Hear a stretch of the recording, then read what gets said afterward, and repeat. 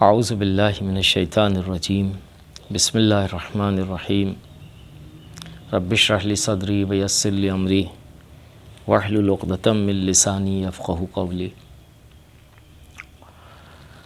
قال اللہ الحکیم یا ایھا الذین آمنوا کتب علیکم الصیام کما کتب علی الذین من قبلکم لعلکم تتقون۔ اذان من خطبہ شعبانیہ کا بیان، رسول اسلام کا عظیم الشان خطبہ کہ جو امیر المومنین سے نقل ہوا ہے مختلف روایات کے ذریعے، لیکن اس کی سند بہت ہی عمدہ پرکشش ہے۔ رسول اسلام خطبے کے اس حصے میں کہ جو اس سے پہلے عرض ہوا، اس کے بعد یہ فرماتے ہیں کہ یہ مہینہ کرامتوں کا مہینہ ہے، بزرگواری کا مہینہ ہے، بلندی اور عظمت کا مہینہ ہے۔ وَجُعِلْتُمْ فِيهِ أَهْلَ كَرَامَةِ اللہ، بہت ہی پرکشش۔ أَنفَاسُكُمْ فِيهِ تسبیح وَنَوْمُكُمْ فِيهِ عبادہ وَعَمَلُكُمْ فِيهِ مقبول۔ رسول اسلام کہ یہ کلمات بہت ہی نورانی کلمات ہیں۔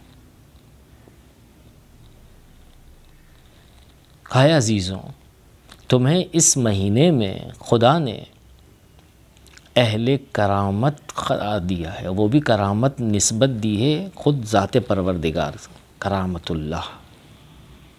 یہیں رکیں گے تھوڑی سی دیر کے لیے عزیزان من۔ یہ کرامت ہے کیا چیز؟ دوسرے الفاظ میں جس طرح سے یہ جملہ رسول اسلام کا نورانی مجھے اور آپ کو بظاہر یہ بتلا رہا ہے کہ تمہیں اس مہینے میں اہل کرامت پروردگار قرار دیا گیا ہے، یعنی اس کا مطلب ہے کہ ذاتی طور پر اس کے پاس کوئی بزرگواری نہیں، عظمت نہیں، یا نہیں، بلکہ جو ہے یہ انسان عزیز عزیزان من ذاتی طور پر کرامت رکھتا ہے، شرف رکھتا ہے، بزرگواری رکھتا ہے۔ عزیزان من واقعاً ہے بھی ایسا ہی کہ یہ انسان عزیز اور عزیز ہے، با کرامت ہے، با شرافت ہے، بزرگواری کا حامل ہے اللہ کی جانب سے۔ اس کی ذاتی حیثیت ہے، یہ اس کا مکرم ہونا، با کرامت ہونا۔ اس کے لیے دلیل سورہ اسراء کی آیت کو اگر ہم ملاحظہ کریں تو سورہ اسراء کی آیت کے اندر خداوند عالم نے اس مطلب کو بیان کیا ہے، وَلَقَدْ كَرَّمْنَا بَنِي آدم، ہم نے بنی آدم کو یعنی اس انسان عزیز کو کرامت سے ہمکنار کیا ہے۔ اور کرمنا کے اندر اگر تھوڑا سا توجہ کریں علمی لحاظ سے تو ایسا نہیں کہ باہر سے اسے کرامت عطا کی گئی ہے، بلکہ ذاتی حیثیت ہے اس کی، یعنی خدا نے خلق کیا نہیں، یہ صاحب کرامت ہوا نہیں، ذات کے اندر موجود، اس کی نیچر کے اندر ہے، اس کی ماہیت کے اندر وَلَقَدْ كَرَّمْنَا بَنِي آدم۔ لیکن یاد رکھیے گا عزیزان من، علمی لحاظ سے جب گفتگو ہوتی ہے تو ہر چیز کی نسبت دو حیثیت ہوا کرتی ہے، ایک بالقوہ اور دوسرے بالفعل۔ انسان کی صفات میں سے ایک یہ صفت جو کرامت کی ہے، یہ بھی اسی طریقے سے خداوند عالم نے اگرچہ ذاتی طور پر یعنی بالقوہ پوٹینشلی طور پر اسے عظمت سے ہمکنار کیا ہے، بزرگواری سے ہمکنار کیا اور شرافت سے، لیکن خدا کی سنتوں میں سے ایک سنت ہے کہ جب انسان کو اس زمین پر روئے زمین پر بھیجتا ہے، ان کی ماؤں سے اسے جنم دیتا ہے انسان کو، تو اس کا تقاضا اس انسان سے یہ ہے کہ جو پوٹینشلی طور پر بالقوہ ہم نے تمہیں کرامت عطا کی ہے، اب اسے بالفعل میں تبدیل تم اپنے ارادے اور اختیار سے کرو کہ جو میں نے تمہیں دیا ہے۔ تم اپنے ارادے سے، اپنے اختیار سے اس ارادے اور اختیار کو بروئے کار لاؤ کہ جو میرا ارادہ اور میرا اختیار ہے، یعنی میں نے اپنے ارادے سے اور اختیار سے تمہیں دیا ہے، اب اپنے آپ کو کریم کر کے بتلاؤ۔ یہ ایک مطلب۔ لہٰذا ماہ مبارک رمضان عزیزوں، رسول خدا کا یہ پیغام وَجُعِلْتُمْ فِيهِ أَهْلَ کرامت اللہ، در حقیقت اس بالقوہ کو بالفعل میں تبدیل کرنا ہے، کہ اپنے آپ کو بالفعل میں تبدیل کرو، یعنی کریم ہو جاؤ، اور خدا کریم دیکھنا چاہتا ہے تمہیں۔ جُعِلْتُمْ فِيهِ أَهْلَ کرامت اللہ، یہ ایک مطلب، بہت کچھ کہا جا سکتا ہے اس کے ذیل میں۔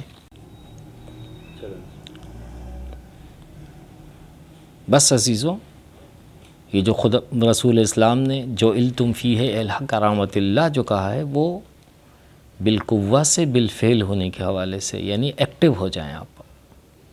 اور ماہ مبارک رمضان اس حوالے سے انسان کو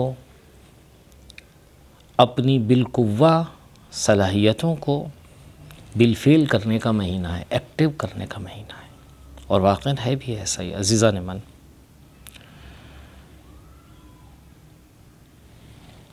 اور ساتھ ساتھ اس کرامت کے حوالے سے آپ کی خدمت میں عرض کرتے چلیں کہ خداوند عالم نے قرآن مجید میں یہ بھی کہا ہے کہ ان اکرمکم عند اللہ اتقاکم، اور اگر اس آیت کو اگر ہم ملاحظہ کریں کہ جو سورہ حجرات کی آیت ہے، تو بہت ہی واضح ہے، ماہ مبارک رمضان کے ساتھ مربوط ہے یہ۔ اور ماہ مبارک رمضان ہم نے پچھلی نشستوں میں بھی آپ کی خدمت میں عرض کیا، اور مستحضر ہے، سب کے سامنے ہے، موجود ہے یہ چیزیں، اور روز روشن کی طرح واضح ہے کہ ماہ مبارک رمضان ماہ تقویٰ ہے۔ ان اکرمکم عند اللہ اتقاکم، جس کا تقویٰ زیادہ ہوگا جتنا، اتنا زیادہ مکرم ہوگا۔ اور یہ تقویٰ مربوط ہے روزے سے، اسپیشلی طور پر کتب علیکم الصیام کے ذریعے سے۔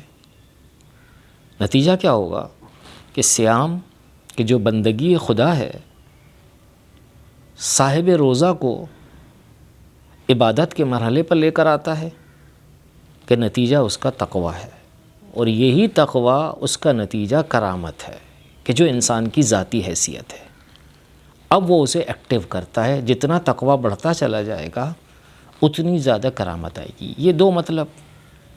تیسرا مطلب کرامت کے حوالے سے وہ یہ ہے کہ بہت ہی عمدہ اور لذیذ اور میٹھا اور چاشنی آور ہے، کہ خدا اس مہینے کے ذریعے سے رسول اسلام کے بقول تمہیں اہل کرامت قرار دینا چاہتا ہے۔ یعنی کیا؟ ملاحظہ کریں عزیزان من، قرآن مجید کی دہلیز پر چلتے ہیں، خدا نے اپنی توصیف مختلف اوصاف کے درمیان ایک صفت کے ذریعے سے یہ کی ہے کہ هو الکریم۔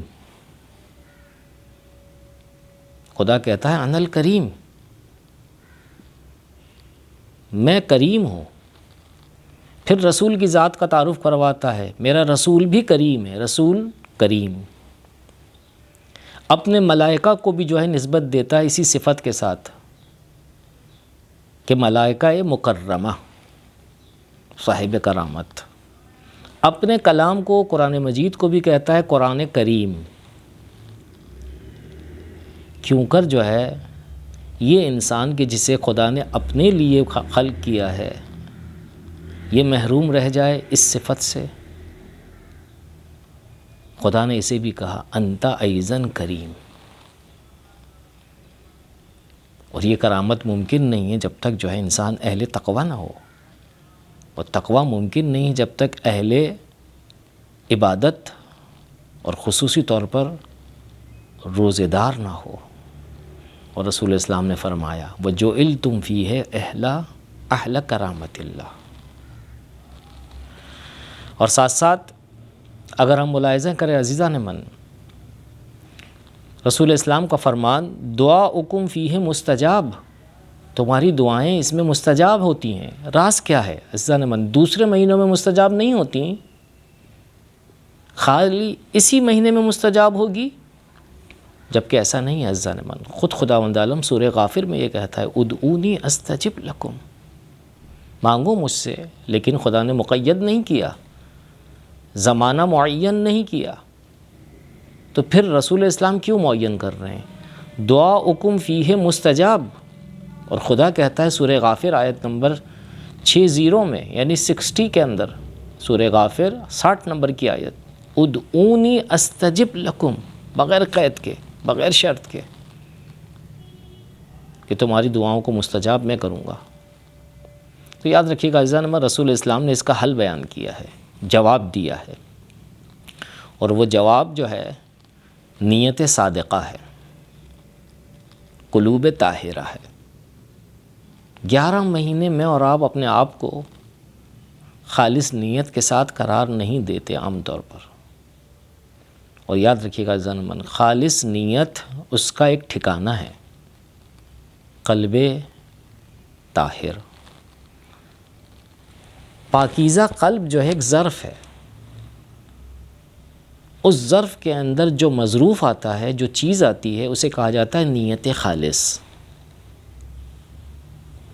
جب اس پاک ظرف کے اندر کہ جسے قلب طاہر سے تعبیر کیا رسول اسلام نے، نیت خالص ٹھکانہ پاتی ہے، تو اس کا نتیجہ مثبت اثر کی صورت میں سامنے آتا ہے، اور وہ ہے مستجاب الدعویٰ ہونا.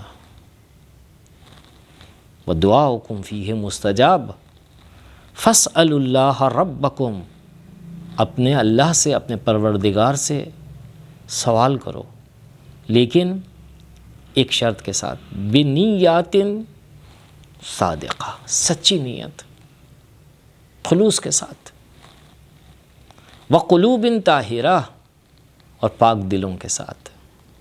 لیکن ہم نے عرض کیا آپ کو کہ رسول اسلام کا یہ فرمان بڑا ظریف ہے، توجہ چاہتا ہے.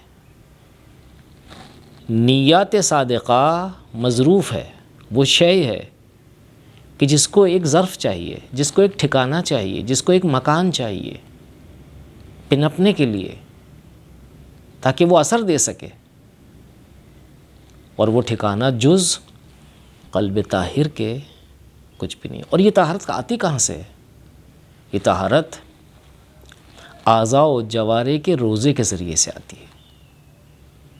درست ہے کہ ہم ظاہری طور پر 15 گھنٹے 16 گھنٹے کم یا زیادہ اپنے آپ کو مادی غذاؤں سے دور رکھتے ہیں، اپنے اوپر پابندی لگاتے ہیں شریعت کے ذریعے سے، لیکن یہی ظاہری پابندی مجھے اور آپ کو ڈیولپ کرتی ہے، کمال عطا کرتی ہے،